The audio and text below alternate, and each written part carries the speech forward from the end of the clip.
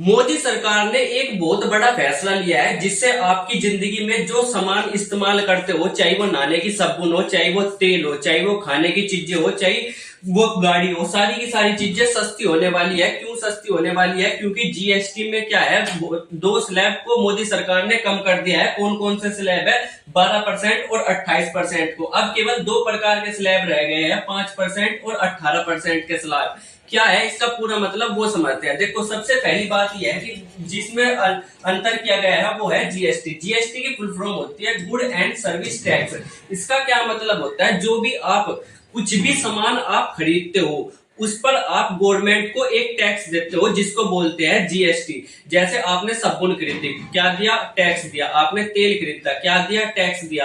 आपने एक पराठा खाया, उस पर भी क्या दिया? टैक्स दिया। आप किसी होटल में जाकर के रूम में रुक गए, आपने क्या दिया? टैक्स दिया। आपने बाइक खरीदी, क्या दिया? टैक्स दिया। यही पूरा का पूरा टैक्स क्या कहलाता है? जीएसटी कहलाता है। और गवर्नमेंट को इससे ही बहुत सारा पैसा आता है। पहले के समय में दो स्लैब होते थे, पहले के समय में 4 स्लैब होते थे जिसमें 5%, 12%, 18% और 28% जीएसटी ली जाती थी। हर चीज पर एक समान टैक्स नहीं लिया जाता, किसी पर ज्यादा टैक्स लिया जाता है, किसी पर कम टैक्स लिया जाता है। जैसे अमीर आदमी किसी को खरीदेगा, कोई चीज खरीदेगा तो उस पर ज्यादा टैक्स लेगा। जैसे अमीर आदमी कार खरीदेगा तो ज्यादा टैक्स, गरीब आदमी शैम्पू खरीदेगा तो कम टैक्स। इसीलिए जीएसटी के स्लैब में अलग अलग टैक्स लिया जाता है।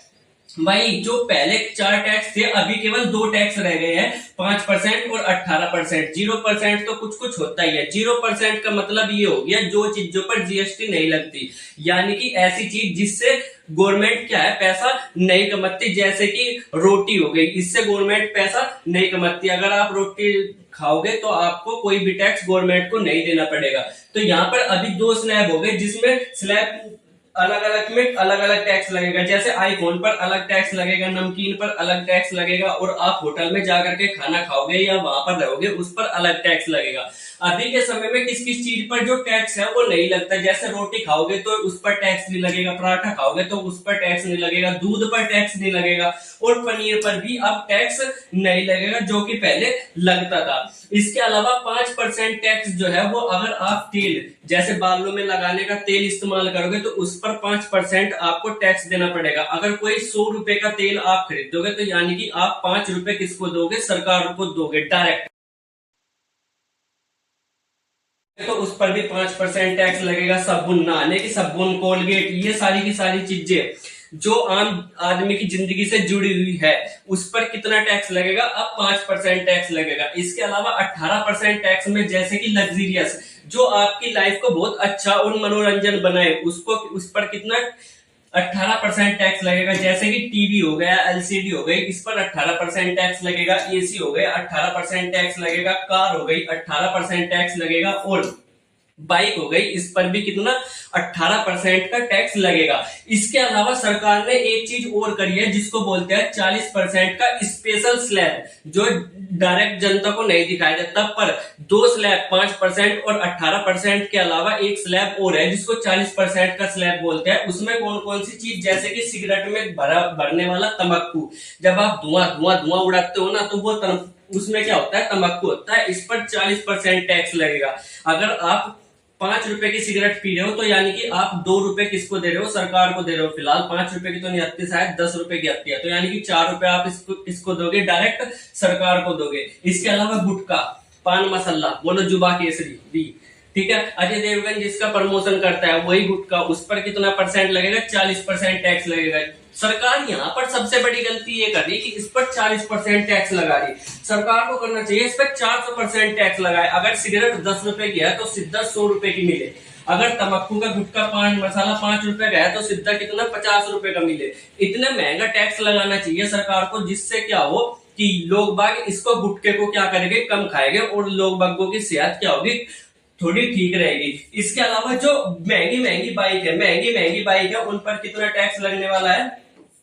40%। जो फॉर्मूला टाइप की बाइक होती है, बहुत दिखावे वाली बाइक या दिखावे वाली कार, उस पर कितना? 40% का टैक्स लगेगा। इसके अलावा जो सॉफ्ट ड्रिंक है, यानी कि ऐसी ड्रिंक जिसमें शुगर डलता है, चीनी डलती है, उस पर भी कितना लगेगा, 40% टैक्स लगेगा। खाने पीने की सारी चीजों में लगभग 5% का टैक्स है, पर इस बार सरकार ने जो सॉफ्ट ड्रिंक है उस पर 40% का टैक्स लगाने का निर्णय करा है। क्यों?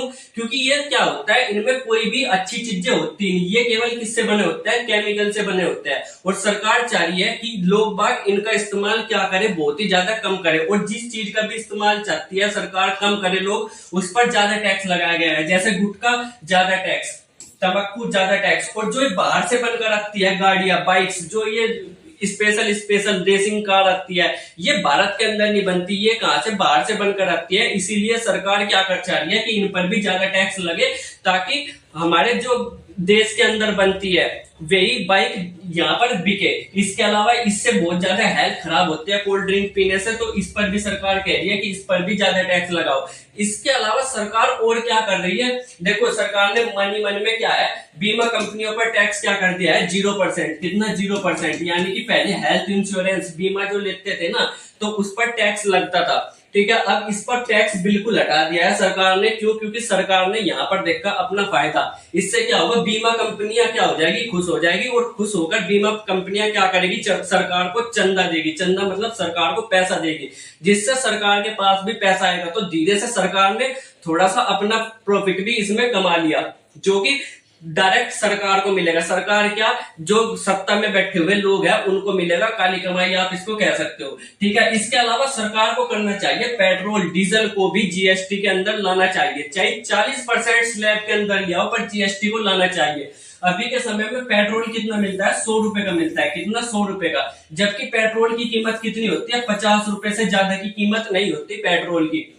उस पर कितना, 100 रुपए का मिलता है, यानी कि 100% टैक्स लगता है। कितना, 100% टैक्स लगता है किस पर, पेट्रोल पर। अगर सरकार इसको जीएसटी के अंदर ले आए, 40% की जीएसटी के अंदर भी ले आए, तो भी ये कितने का हो जाएगा, 70 रुपए का पेट्रोल मिलने लगेगा, और आम जनता को बहुत ही ज्यादा फायदा होगा। इसलिए सरकार पर दबाव बनाना चाहिए आम जनता को कि पेट्रोल पर को जीएसटी के अंदर लाए, ताकि जनता का फायदा हो सके। इसके अलावा क्या है, सरकार की जो मंशा है वो है ease of doing business. Ease of doing business का मतलब क्या होता है, एक रेटिंग है, यानी कि एक आंकड़ा है जो ये बताता है कि किस देश में व्यापार करना कितना आसान है और कितना भारी है। आपको जान करके हैरानी होगी, भारत इसमें बहुत ही ज्यादा पीछे है, बहुत ही ज्यादा।